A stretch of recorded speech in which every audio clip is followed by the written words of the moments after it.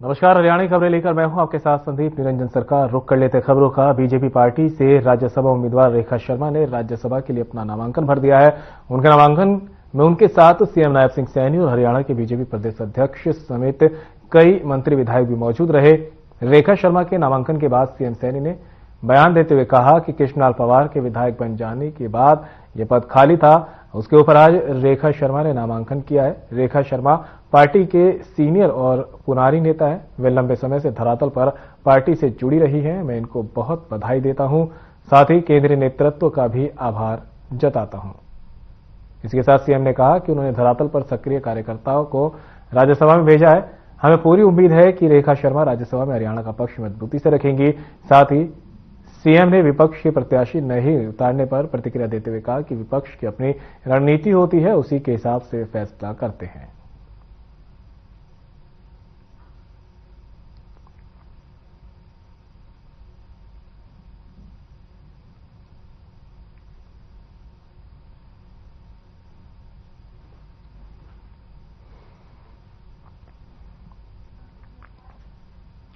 BJP ने राष्ट्रीय महिला आयोग के पूर्व अध्यक्ष रेखा शर्मा को हरियाणा से राज्यसभा उपचुनाव के लिए उम्मीदवार बनाया है।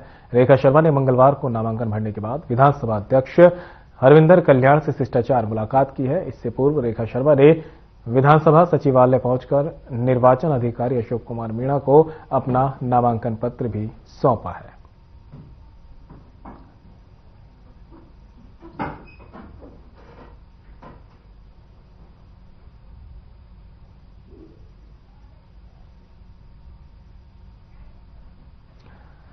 तो चंडीगढ़ से आपको खबर बता रहे हैं, रेखा शर्मा ने बीजेपी की तरफ से राज्यसभा उम्मीदवार के तौर पर नामांकन भर दिया। उसके बाद वो विधानसभा अध्यक्ष अरविंदर कल्याण से मुलाकात करने पहुंची है और इस दौरान नामांकन के समय सीएम सैनी मौजूद रहे और सीएम सैनी ने भी उन्हें नामांकन के लिए बधाई दी है।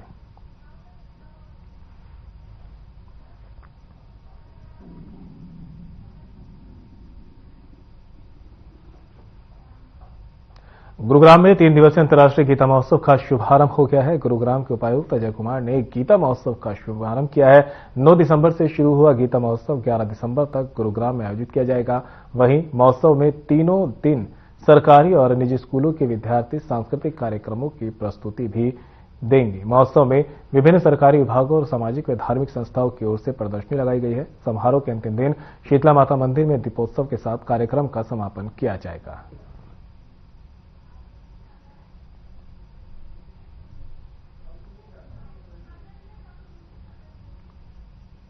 मेरा नाम पुनेपाल है। मैं डिस्ट्रिक्ट का फाइनेंस लिटरेसी काउंसलर हूँ, वित्तीय साक्षरता काउंसलर हूँ और मैं जो है ना अवेयरनेस कैंप लगाता हूँ। भारतवर्षीय जो स्कीम्स है, हरियाणा गवर्नमेंट की जो सरकार की स्कीम है, उनको अवगत कराने के लिए पब्लिकली हम कैंप लगाते हैं। स्कूलों में, कॉलेजेस में, एसएचजी ग्रुप्स में, सीनियर सिटीजन, हर तरह के जो है सब में लगाते हैं कैंप। और हमारा मेन मकसद ये है कि हम लोगों को अवेयर करें कि भारत सरकार ने हमारी जो जनसंख्या है, जो हमारे जन है, उनके लिए क्या क्या अच्छी स्कीम चलाई हुई है। जैसे प्रधानमंत्री सुरक्षा बीमा योजना, प्रधानमंत्री जीवन ज्योति बीमा योजना, अटल पेंशन योजना, ये बहुत ही एक बेनिफिशियल स्कीम है बैंकों की। घर घर केसीसी का हम लोग अभियान चला रहे हैं और एलडीएम साहब इसको डील कर रहे हैं। मैं सेंट्रल कोऑपरेटिव बैंक में मेरा ऑफिस है, वहाँ पर हम जो है ना पूरे जिले के अंदर कैंप लगाते हैं। हॉर्टिकल्चर डिपार्टमेंट ने स्टॉल लगाया सर। मैं डिस्ट्रिक्ट हॉर्टिकल्चर ऑफिसर हूँ सर। हम हरियाणा की रिप्रेजेंट कर रहे हैं। हरियाणा में हमारे 14 सेंटर ऑफ एक्सीलेंस है और जिनके 11 सेंटर ऑफ एक्सीलेंस हमारे वेल एस्टेब्लिश हमारे बन गए हैं। 3 हमारे अंडर प्रोजेक्ट हमारा शुरू हो रहा है सर। हम यहाँ पे जितने भी आज इस स्टॉल पे विजिट करेंगे, हम उनको बताना चाह रहे हैं कि हॉर्टिकल्चर डिपार्टमेंट फार्मर्स के लिए तो कर ही रहे हैं, बट लैंडलेस जो फार्मर है उनके लिए भी हम सब्सिडी दे रहे हैं। लाइक वो कोई भी अगर हमारा जो किसान है या यहाँ के जो लोग हैं, गुड़गांव के लोग, अगर वो उनके पास खेती करने के लिए कोई योग्य जमीन नहीं है, तो वो लैंडलेस फार्मर के लिए हमारे पास स्कीम है जो मशरूम यूनिट भी लगा सकते हैं, बी कीपिंग भी कर सकते हैं। और सर जो बालकनीज में रहते हैं या जो फ्लैट सिस्टम जो अपार्टमेंट्स में रहते हैं, उनके लिए हमारे किचन गार्डनिंग एक है जो हॉर्टिकल्चर क्रॉप्स को ग्रो कर सकते हैं, जिनके लिए पोर्टेबल पोर्ट्स आते हैं, तो ये कर रहे हैं। मैं डॉक्टर मोनिका सिंह, आयुर्वेदिक चिकित्सा अधिकारी, आयुष डिपार्टमेंट से। तो जैसे बताया जाता है, आयु का वेद जिसे कहा जाता है आयुर्वेद, जिसमें हमें अपने आयु को किस तरह हम अपनी स्वस्थ रख सकते हैं। और 2 तरह का प्रयोजन माना जाता है, जिसमें एक पहला प्रयोजन ये होता है कि कोई हमारी बीमारी अगर कोई है तो उसको दूर करा जाए, और दूसरा प्रयोजन हम आयुर्वेद का लेते हैं कि हमें अपने स्वस्थ व्यक्ति के स्वास्थ्य को ही मेंटेन रखना। माननीय प्राइम मिनिस्टर जी के मुहिम जो चली है देश का प्रकृति परीक्षण, जैसे कि आप देख रहे हैं, तो इसमें हम सब मनुष्यों का, जो भी हमारे एडल्ट्स हैं 18+, सब लोगों के हम प्रकृति परीक्षण कर रहे हैं, जिससे हमें ये पता चलेगा कि उनकी प्रकृति क्या है। तो उस प्रकृति के हिसाब से उनको अपना खाना पीना रहना सहना किस प्रकार से किया जाए ताकि वो बीमारियों से बचे रहें। तो ये 2 प्रयोजन हमारे पूरे होते हैं इस प्रकृति परीक्षण अभियान के साथ। सर, मेरा नाम पुणेपाल है। मैं डिस्ट्रिक्ट का फाइनेंस लिटरेसी काउंसलर हूँ, वित्तीय साक्षरता काउंसलर हूँ, और मैं जो है ना अवेयरनेस कैंप लगाता हूँ। भारतवर्षीय जो स्कीम्स है, हरियाणा गवर्नमेंट की जो सरकार की स्कीम है, उनको अवगत कराने के लिए पब्लिकली हम कैंप लगाते हैं। स्कूलों में, कॉलेजेस में, एसएचजी ग्रुप्स में, सीनियर सिटीजन्स, हर तरह के जो हैं सब में लगाते हैं कैंप। और हमारा मेन मकसद ये है कि हम लोगों को अवेयर करें कि भारत सरकार ने हमारी जो जनसंख्या है, जो हमारे जन है, उनके लिए क्या क्या अच्छी स्कीम चलाई हुई है। जैसे प्रधानमंत्री सुरक्षा बीमा योजना, प्रधानमंत्री जीवन ज्योति बीमा योजना, अटल पेंशन योजना, ये बहुत ही एक बेनिफिशियल स्कीम है बैंकों की। घर घर केसीसी का हम लोग अभियान चला रहे हैं और एलडीएम साहब इसको डील कर रहे हैं। मैं सेंट्रल कोऑपरेटिव बैंक में मेरा ऑफिस है, वहाँ पर हम जो है ना पूरे जिले के अंदर कैंप लगाते हैं। गीता महोत्सव पूरे प्रदेश में सभी जिलों में मनाया जा रहा है। 3 दिन का ये कार्यक्रम रहेगा, जिसमें हमारे सभी डिपार्टमेंट्स और बाकी जो एनजीओज हैं, जियो गीता, गिव गीता एंड ब्रह्म कुमारी इत्यादि ने सभी ने स्टॉल्स लगाए हैं ताकि गीता के बारे में जो है इंफॉर्मेशन वो सभी को प्रोवाइड की जा सके। एंड इसके अतिरिक्त हमारे कल्चरल प्रोग्राम भी जिला स्तर की जो टीमें हैं उन्होंने तैयार किए हैं, और साथ ही साथ इसमें व्याख्यान भी जो है हमारे जो गीता के बारे में जिनको जानकारी है वो व्याख्यान इसमें किए जाएंगे। साथ ही साथ आखिरी दिन इसमें एक शोभा यात्रा भी गीता की निकाली जाएगी। इसमें बेसिकली इंफॉर्मेशन जो है वो हम वेरियस फोरम, वेरियस चैनल्स के द्वारा जनरल पब्लिक तक पहुंचा रहे हैं कि गीता महोत्सव के इस कार्यक्रम में पार्टिसिपेट करें और गीता में जो उपदेश दिए गए हैं उसके बारे में खुद को जागरूक करें।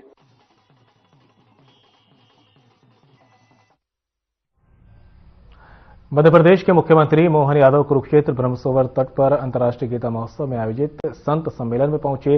पंजाब के राज्यपाल गुलाबचंद कटारिया, महामंडलेश्वर स्वामी अवधेशानंद महाराज, गीता मनीषी स्वामी ज्ञानानंद महाराज और अनेक गणमान्य साधु संत इस दौरान मौजूद रहे। मुख्यमंत्री मोहन यादव ने मीडिया से बातचीत करते हुए कहा कि आज कुरुक्षेत्र में आयोजित अंतर्राष्ट्रीय गीता महोत्सव में शामिल हुआ और हमारी मध्य प्रदेश सरकार भी गीता महोत्सव मना रही है।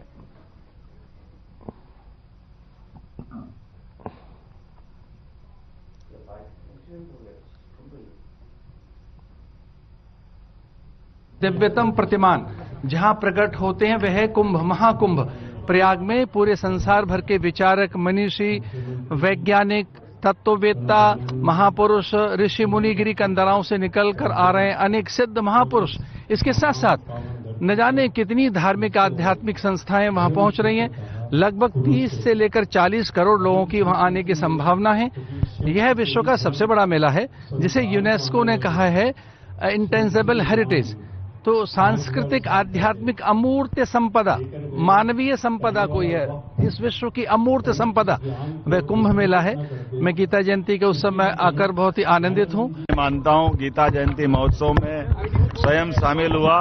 हमारी सरकार भी गीता जयंती महोत्सव मना रही है। मुझे इस बात की प्रसन्नता है कि भगवान कृष्ण के मुखारविंद से निकली गीता दुनिया भर के लोगों को सम्मान के साथ, बल्कि पवित्र ग्रंथ के माध्यम से लोगों को कर्मवाद की शिक्षा मिलती है।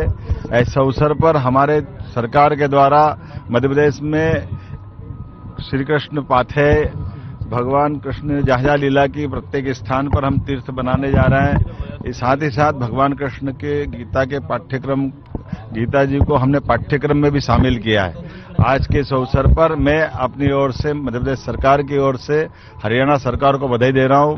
परम पूज्य ज्ञानानंद जी महाराज को भी बधाई दे रहा हूं जिनने समूचा आयोजन किया। हमारी सरकार द्वारा निर्णय किया गया मध्य प्रदेश के अंदर सभी नगरीय निकाय में गीता भवन बनाए जाएंगे। कल नेशनल कबड्डी खेल का समापन समारोह आयोजित होगा। कार्यक्रम में जल संसाधन मंत्री श्रुति चौधरी मुख्य अतिथि के रूप में होंगी। देश भर से आए खिलाड़ी कड़े मुकाबले दे रहे हैं। इन खेलों में देश भर से अंडर 19 की टीम आई थी। आज खेलों का चौथा दिन है और कल अंतिम दिन होगा। कार्यक्रम के बारे में जानकारी देते हुए नोडल अधिकारी शिव कुमार ने बताया कि अंतिम दिन की तैयारियां जोरों पर है।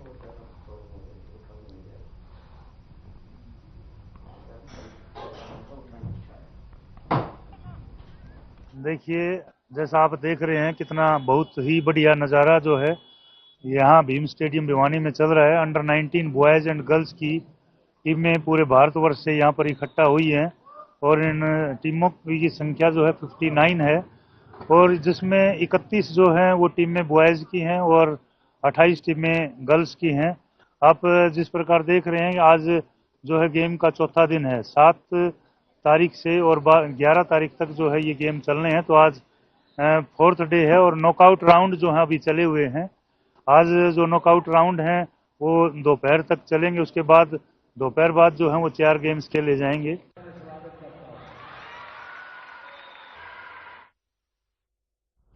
लाड़वा के हिंदू हाई स्कूल में गीता जयंती मनाई जा रही है, जिसका आज दूसरा दिन है।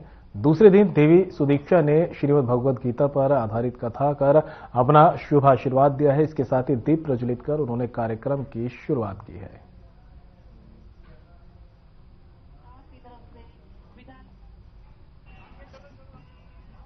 तो हाई स्कूल में भी गीता जयंती समारोह का आयोजन किया गया है। दूसरा दिन है जहां पर कई गणमान्य लोगों ने शिरकत की है। कुरुक्षेत्र से तस्वीरें दिखा रहे हैं आपको, जहां पर कुरुक्षेत्र के हाई स्कूल में गीता जयंती समारोह का आयोजन किया गया है।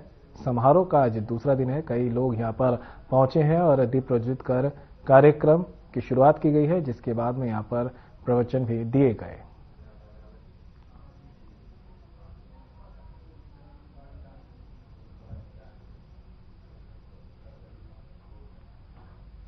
शिव शक्ति सत्संग भवन में शिव शक्ति संकीर्तन मंडल की बैठक का आयोजन किया गया। इसकी अध्यक्षता शिव शक्ति संकीर्तन मंडल के चेयरमैन हंसराज पहूजा ने की है। इस बैठक में मंडल के प्रधान रहे वेद सलूजा ने प्रधान पद से इस्तीफा दिया, जिसके बाद सभी सदस्यों ने सर्वसम्मति से संजय सिंगला को शिव शक्ति संकीर्तन मंडल का प्रधान चुना है। लोगों ने संजय सिंगला का शिव शक्ति संकीर्तन मंडल का प्रधान बनने पर फूल मालाओं से स्वागत किया है। इसी के साथ चेयरमैन हंसराज पहूजा ने बताया कि सभी सदस्यों ने सर्वसम्मति से संजय सिंगला को प्रधान नियुक्त किया है।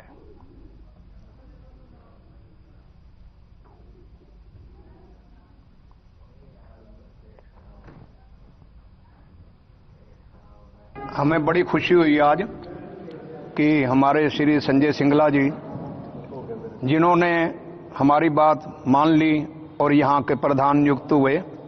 क्योंकि ये जो पेड़ है ना, ये कहते हैं जब पेड़ को लगता है जब तक बीज उसका नहीं होता पेड़ नहीं होता। और ये पेड़ इनके पिता श्री लाला साधुराम सिंगला जी का लगाया हुआ है।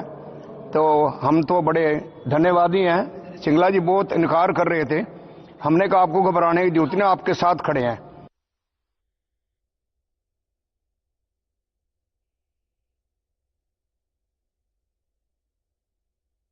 अब उत्तरी भारत के किसान भी चंदन की खेती कर सकेंगे। चंदन के अच्छे और गुणवत्ता वाले पौधे तैयार करने के लिए केंद्रीय मृदा एवं लवणता अनुसंधान संस्थान में एक परियोजना के तहत उसके खास तकनीक पर शोध किया जा रहा है। इस परियोजना का शोध प्रशिक्षण होने के बाद इसकी खेती से किसान अपनी आमदनी को कई गुना बढ़ा सकते हैं। बता दें कि चंदन का प्रयोग पूजा के साथ लाल और सफेद लकड़ी के रूप में किया जाता है।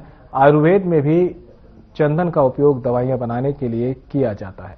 देश के एकमात्र केंद्रीय मृदा एवं लवणता अनुसंधान संस्थान करनाल के निदेशक डॉक्टर R.K. यादव ने बताया कि दक्षिण भारत में चंदन की खेती सबसे अधिक होती है, क्योंकि केंद्र सरकार द्वारा 2001 में चंदन की खेती पर प्रतिबंध हटाने के बाद किसानों का रुझान चंदन की खेती की ओर बढ़ा है। लेकिन तकनीक की भारी कमी के चलते इसकी खेती की जो है उसको अपेक्षित गति नहीं मिल पाई है।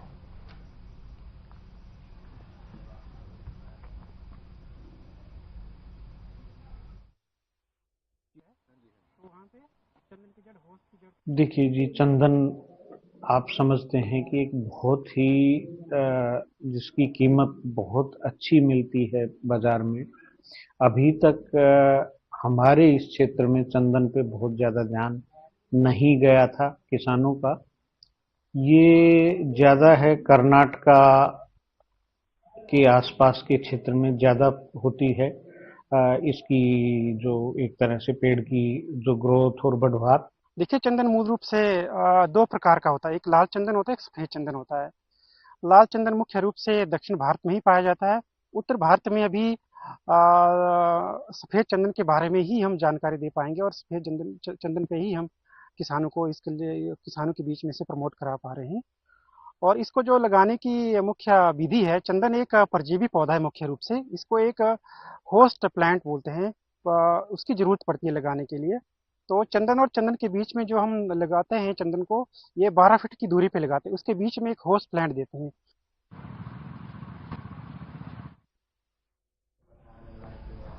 ठंड की दस्तक से तापमान का पारा रोजाना कम हो रहा है। बीते एक सप्ताह से शुरू हुई सर्द हवाओं ने सीधे तौर पर सामान्य जनजीवन पर असर किया है। मौसम में हो रहे बदलाव से हार्ट पेशेंट और बीपी के मरीजों के लिए परेशानी बढ़ गई है। जिले के नागरिक अस्पताल के हृदय रोग विशेषज्ञ डॉक्टर के अनुसार सर्दी की वजह से दिनचर्या और खान पान बदल जाता है। व्यक्ति एक्सरसाइज और घूमना फिरना कम कर देता है, साथ ही खाने में वसायुक्त भोजन अधिक हो जाता है। इन सभी कारणों का सीधा असर स्वास्थ्य पर पड़ता है, इसलिए सर्दियों में लोगों को विशेष ध्यान देने की जरूरत है।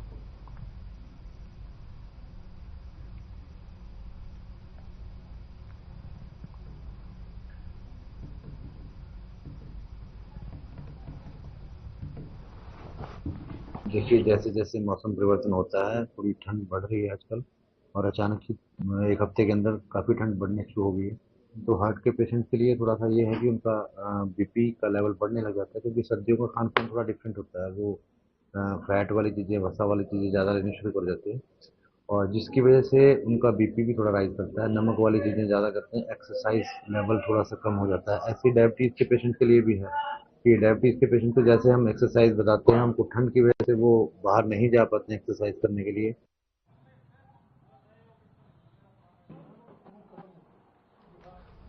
रेवाड़ी के गड़ी बोलनी रोड स्थित गांव बेरियावास के कट पर एके मेगा मार्ट सैनिटरी और हार्डवेयर की दुकान में भीषण आग लग गई। आग लगने से दुकान में रखा हार्डवेयर और पेंट का सामान भी जलकर राख हो गया। आग पर काबू पाने के लिए रेवाड़ी दमकल विभाग के अलावा बावल, धारूहेड़ा से भी गाड़ियां बुलाई गई। दमकल विभाग के अधिकारी नीतीश भारद्वाज ने बताया कि करीब 5:40 पर दमकल विभाग को सूचना मिली थी कि गड़ी बोलनी रोड स्थित एके मेगा मार्ट में आग लग गई है। सूचना मिलते ही रेवाड़ी दमकल विभाग से गाड़ियों को रवाना कर दिया गया।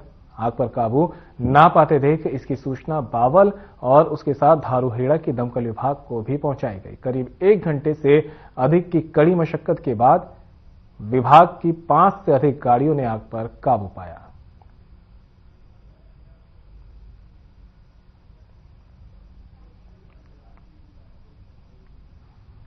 सूचना मिली थी कि प्रोविजनल स्टोर में और साथ में एक पेंट का गोदाम है, उसमें आग लगी हुई है।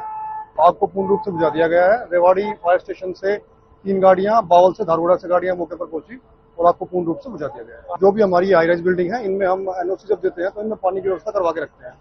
तो ऐसे आपदा के समय में इनके पानी को हम उपयोग करते हैं।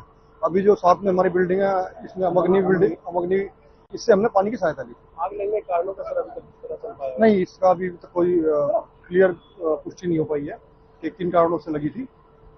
नुकसान की अगर बात करें सर, कितने का लगभग नुकसान यहाँ पर? सर, ये नुकसान का अंदाजा अभी नहीं लगाया जा सकता, क्योंकि रोशनी का थोड़ा सा अभाव है अंदर।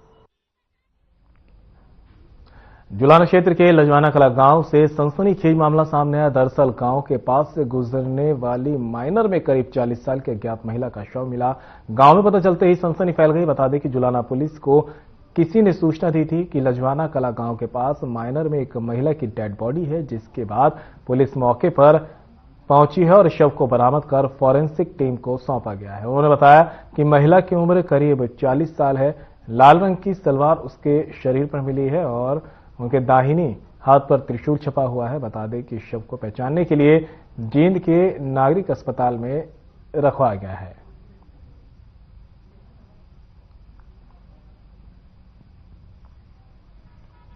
ये आज सुबह सूचना मिली थी, लजवाना कला और बूढ़ा खेड़ा जो माइनर है, उसके अंदर एक औरत की नाश बहती हुई आ रही है।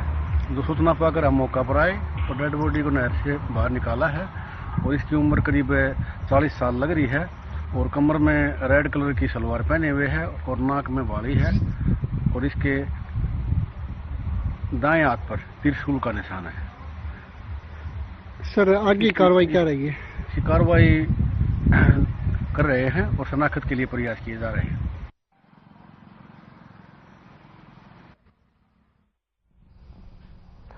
महेंद्रगढ़ में जाटवास रोड पर दर्दनाक हादसे की खबर सामने आई है। दरअसल जब दो बाइक सवार युवक टॉयलेट के लिए रुके तो पिकअप गाड़ी ने उन्हें टक्कर मार दी। हादसे में एक युवक की मौत हो गई, वहीं दूसरा युवक घायल है। घायल को इलाज के लिए पीजीआई एमएस रोहतक रेफर कर दिया गया है। बता दें कि पिकअप ड्राइवर हादसे के बाद गाड़ी लेकर फरार हो गया था। पुलिस ने परिजनों की शिकायत के आधार पर मामला दर्ज कर दिया है और अब पुलिस ने आगे की जांच शुरू कर दी है। वहीं मृतक राहुल के शव को पोस्टमार्टम के लिए भेज दिया गया है।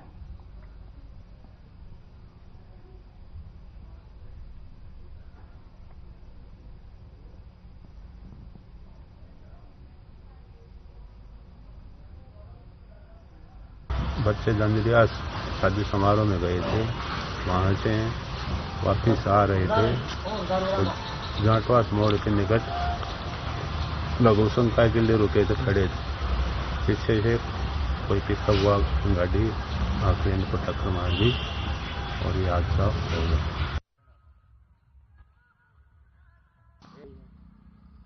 रतिया में सुपर सीडर के दौरान किसान द्वारा गेहूं की फसल की बिजाई करने के बाद भी फसल को सुंडी लग गई है। तथा प्रशासन के आगे अब गुहार लगाने के बावजूद भी ये नहीं हुआ है। किसान का कहना है कि प्रदेश सरकार द्वारा किसानों के आह्वान किया गया है कि पराली में आग न लगाई जाए।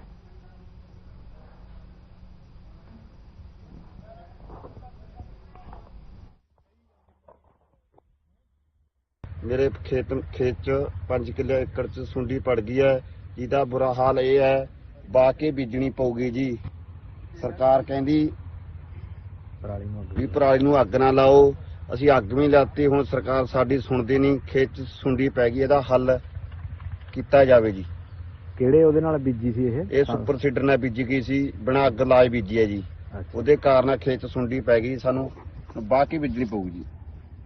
ਪਰਾਲੀ ਨੂੰ ਬਈ ਵਿੱਚ ਹੀ ਉਹ ਕਰਿਆ? ਹਾਂ, ਵਿੱਚੇ ਤਸਮਸ ਕਰਿਆ ਜੀ। ਠੀਕ ਹੈ, ਉਹਦੇ ਕਰਕੇ ਸੁੰਡੀ ਪੈ ਸੀ।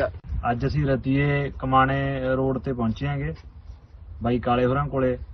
ਪਿਛਲੇ ਦਿਨੀ ਤੁਸੀਂ ਸੋਸ਼ਲ ਮੀਡੀਆ ਤੇ ਵੀਡੀਓ ਦੇਖੀ ਹੁਣ, ਇਹਨਾਂ ਨੇ ਵੀਡੀਓ ਪਾਈ ਸੀ ਜਦੋਂ ਇਹਨਾਂ ਨੇ ਆਪਦੀ ਕਣਕ ਸੁੰਡੀ ਪੈਣ ਦੇ ਕਰਕੇ ਸਾਰਾ ਹੀ ਮਤਲਬ ਵੀ ਖਾ ਗਈ ਸੀ ਕਿੱਲੇ ਨੂੰ, ਤਾਂ ਉਹ ਇਹਨਾਂ ਨੇ 1-2 ਕਿੱਲੇ ਵਾਹ ਕੇ ਦੁਬਾਰੇ ਬੀਜੀ ਸੀ। ਉਹਦੀ ਵੀਡੀਓ ਬਣਾ ਕੇ ਇਹਨਾਂ ਨੇ ਸੋਸ਼ਲ ਮੀਡੀਆ ਤੇ ਪਾ ਰੱਖੀ ਸੀ, ਸਾਰੇ ਲੋਕਾਂ ਨੇ ਆਪਾਂ ਦੇਖੀ ਵੀ ਹੈ। ਪਰ ਜਿਹੜਾ ਆਪਣਾ ਖੇਤੀਬਾੜੀ ਮਹਿਕਮਾ ਹੈਗਾ, ਜਿਨ੍ਹਾਂ ਦੀ ਜ਼ਿੰਮੇਵਾਰੀ ਬਣਦੀ ਹੈ, ਜਾਂ ਪ੍ਰਸ਼ਾਸਨ ਦੇ ਹੋਰ ਅਧਿਕਾਰੀ ਨੇਗੇ ਜਿਨ੍ਹਾਂ ਦੀ ਜ਼ਿੰਮੇਵਾਰੀ ਬਣਦੀ ਹੈ, ਉਹ ਆਪਦੀਆਂ ਜ਼ਿੰਮੇਵਾਰੀਆਂ ਤੋਂ ਬਿਲਕੁਲ ਹੀ ਭੱਜ ਰਹੇ ਨੇਗੇ। ਨਾ ਕੋਈ ਸੁਣਵਾਈ ਹੈ, ਨਾ ਕੋਈ ਸੁਣਦਾ ਹੈਗਾ।